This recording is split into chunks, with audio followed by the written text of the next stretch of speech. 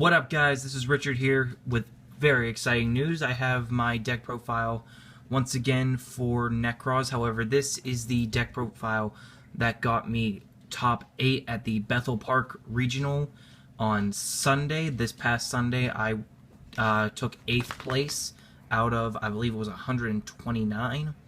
It was a really weird tournament. And it started out with 7 rounds. It ended up going to 8 after like round 3. They announced they were going to attack an additional round with no bump up in invites.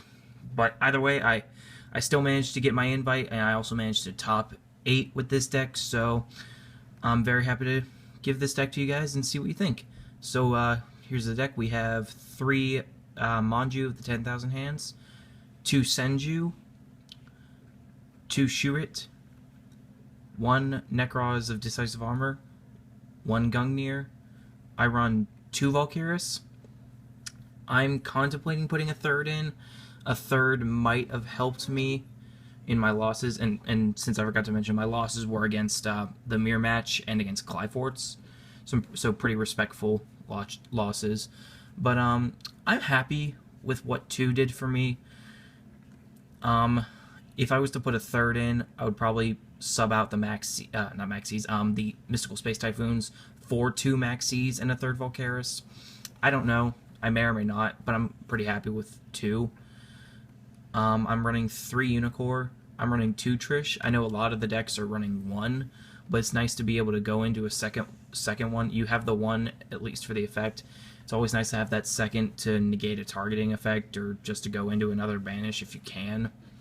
I found that 2 was very helpful in the matches I played. I actually used his effect more than I did Valkyris, which was actually very nice. I'm running 3 Brionic, obviously, and I'm using 2 Casalis. And that's it for the monsters. Moving on to the spells, I'm running 2 Cycle, 3 Mirror, and 3 Kaleidoscope. Again, a lot of the decks are running 2. I found 3 of both of them was perfect. I wasn't finding myself trying to running out of spells or trying to search and play around the fact that I didn't have any to go into in the deck. I never dead drawed any of them. I never really bricked except for once in my game loss in the mirror match in game 1, but that was really my only brick. I'm running 3 Preparation Rites for obvious reasons. Like I said, I'm running 3 MST. This card saved me many times in the Glyphor matchup, in the mirror match. It saved me from Vanities, Skill Drain, Mirror Force, whenever it was like the only card out, or I felt like there was no other way except blinding an MST because I had an idea of what my opponent was setting. So this came in very handy. I'm also running I guess the staples of this deck that it's become is 2 Book of Eclipse and 2 Shared Rides. Book of Eclipse, I never really saw it. I used it maybe once, and it was to stop a Mirror Force, I believe. I can't remember, but I never really saw it. And I never really ran into a mirror match where I only ran into a Genlock once, and I just Raigeki'd him. And he didn't have the Gungnir to save it, so I was able to just OTK him after that. And like I said, I'm running 1 Raigeki and 1 Snatch Steal because they're both too good. And I'm running 2 Emptiness. You will notice I'm not running the Genlock. I prefer the Vanities. I know it stops my own summoning, and I understand that a lot of people think Jin is better, but I find Vanities is a lot simpler because of the fact I have enough cards to go into like searches or things, or popping stuff and things like that, where I can get rid of it from the field quickly, and I'll already have a field set up before I use it. And it's a nice way to cancel out an effect of a card so my opponent isn't playing around the fact that he already knows I had a Jin card on the field, because he didn't know that I had a set MST. And this is a card that a lot of people aren't expecting, but it is becoming more known in Nekroz. I found a couple. I played 3 Nekroz, and 2 of them ran Emptiness, and only 1 of them ran Jin. And On top of that, it's a lot easier to just set an emptiness and make your plays as you go ahead of in your turn, rather than just say, I'm going to play around the fact that I want to use Jin. If you don't have it in hand, you have to basically play around the fact I need to get a Laval chain and get that Jin engrave, and you have to play around all of that, rather than say, I can sit on a Unicorn or a Gungnir. And actually, I'm not gonna lie to you. I ended up going into Decisive Armor quite a lot. I did forget to mention that I used Gungnir a couple of times, but I ended up using Decisive Armor a lot more than I thought I was going to. I may or may not throw in a second one, because most of my matches, it was just a game of back row, and he saved me from a lot of problems. But neither here nor there. That is the main deck. Moving on to the extra deck, because I'll go into the side deck last, because there's a couple of tech choices in there that I'm probably going to explain. So for the extra deck, I'm running 3 Herald, 1 Barkion. He's just a generic level 6 in case I want to go into Brionic. 1 Quasar Dragon. He's just the generic 12. And the rest of them are Exceed monsters, and they're all rank 4s. Exciton Knight, never went into him once. Castile, I can't remember if I went into him at all. I think I did once. Dark Rebellion, never went into it. I should probably take him out and put a Laval chain in, but for now I'm keeping him because I really don't need the Laval chain. 1 Honor Arc, never went into it. 1 Rhapsody, went into it twice against the mirror match. 1 Abyss Dweller, never went into it. Diamond Dyer, I went into him once, and it was against a Satellar Knight player. He just set 3 back row and passed turn, and I had an OTK, but I didn't want to run the risk, and I had an MST in hand, so I was able to go into Decisive Armor, MST, and Diamond Dyer. I had an OTK, and I should have taken it because he didn't have anything to stop me, but I know the back row that Satellar Knights always use, and it quite frankly worried me that I wasn't going to be able to put heavy damage on the board. I still did heavy damage, and I stopped him, and I popped 2 Satellar Nova Alphas, which was actually very good. So I didn't OTK, but at the same time, I stopped a lot of his plays. I'm using 1 Ragnar Zero for the Clyfort matchup, Daigusto Emerald, and Cowboy. Daigusto Emerald, I only went into once. I never went into Ragnar Zero, and I went into Cowboy, I think, twice. Emerald, he was really just a pray to God play.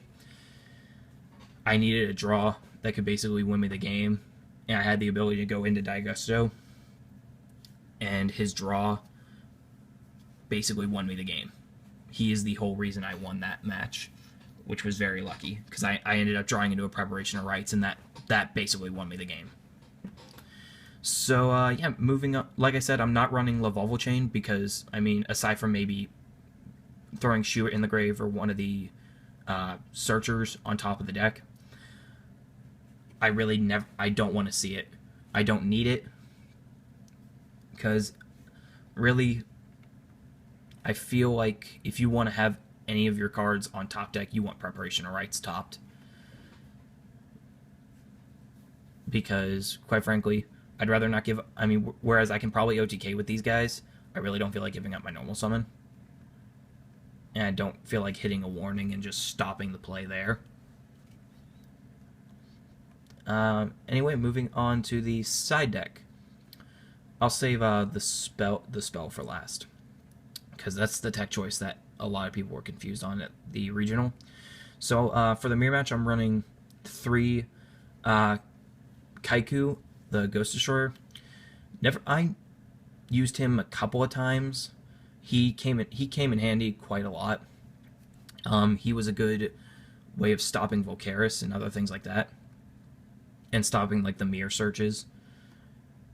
Like I said, I'll go into the spells last. For traps, I'm running 1 Soul Drain for like BA and Shaddolls, because they are still a thing. I went into Soul Drain once. Once against a BA matchup. It was the only BA matchup I ran into. I hit it game 2, and he just couldn't do anything for the rest of the game, basically. Next, I'm running 3 Royal Decree. This was for like Yosenju and Satellar Knights. I never ran into a Yosenju deck, which I found quite odd. I mean, although it didn't really do as well as I thought it would in that regional. I did use it against Satellar Knights and Clyforts. This card actually really did help me against Clyforts a lot because it stopped their skill drain and their vanities and basically stopped all their floodgates. 3 Fairy Wind for the Clyforts, and 3 Shadow Imprisoning Mirror. When it came to Fairy Wind, the Clyfort matchup that I did lose, I didn't side in the Fairy Wind. I sided in the spell, and I'll explain in a minute. I really should have, because I feel like Fairy Wind probably would have won me both games. It ended up going into game 3, and I really just couldn't draw anything that helped me around his field.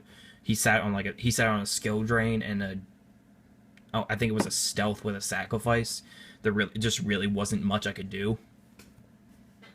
So I probably should have gone into Fairy Wind and Royal Decree, but I was a little nervous running 6-sided. But I mean, it was 1 extra card because the card I did side in with the Royal Decree was my 2 spells, which is Secret Village of the Spellcasters. This card won me so many games. Two of my 3 Nekroz matches won me both. Game 1, it ended the same in both games.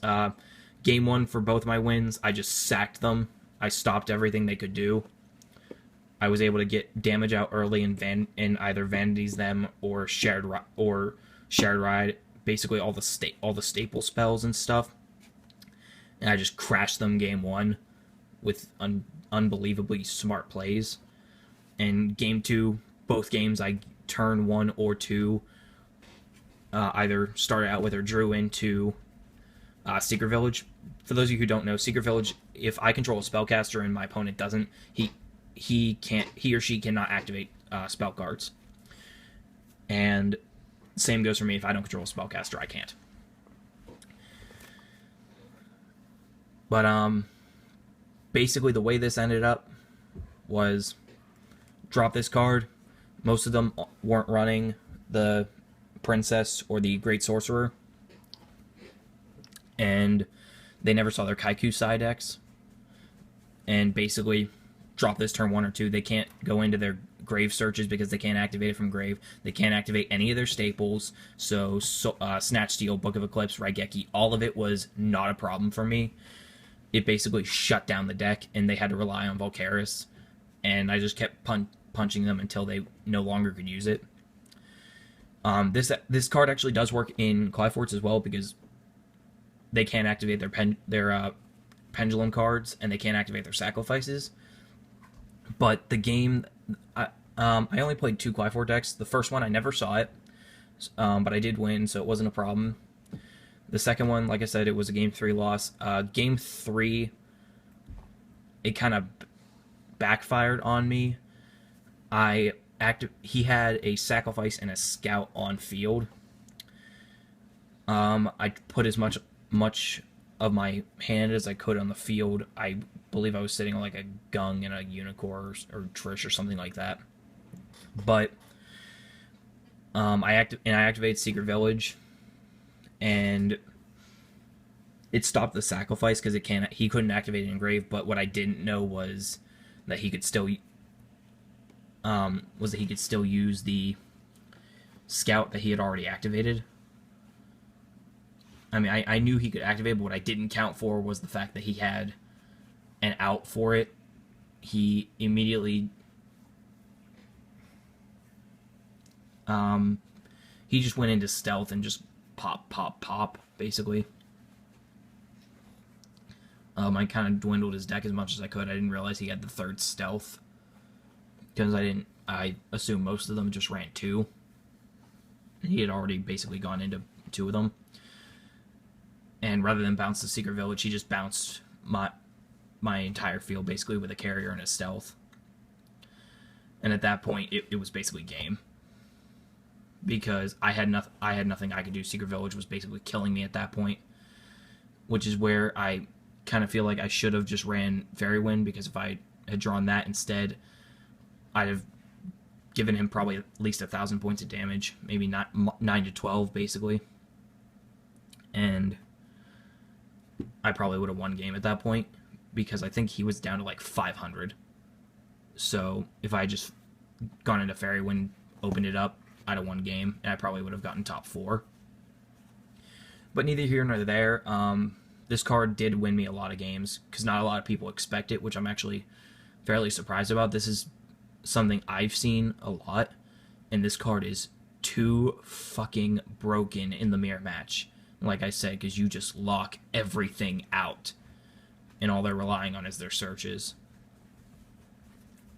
So, yeah, guys, that is my Nekroz deck profile from the Bethel Park Regional that got top 8 this past Sunday. Give me some feedback whether you like the deck or not. Give me some feedback on some possible changes. Like I said, I may or may not take out the MSTs. I'm kind of liking them more and more. I know the Nekroz deck is taking them out now, but this card saved me a lot. I probably could deal with a 3rd Volk, but 2 I found was acceptable. I didn't mention, but this is 43 cards if you didn't already know. Most of the Nekroz decks, they're going above 40, and then that was timed out. Well, I guess my computer's going to force me to sign off here, guys. So, like I said, let me know what you think of the deck, and enjoy your duels.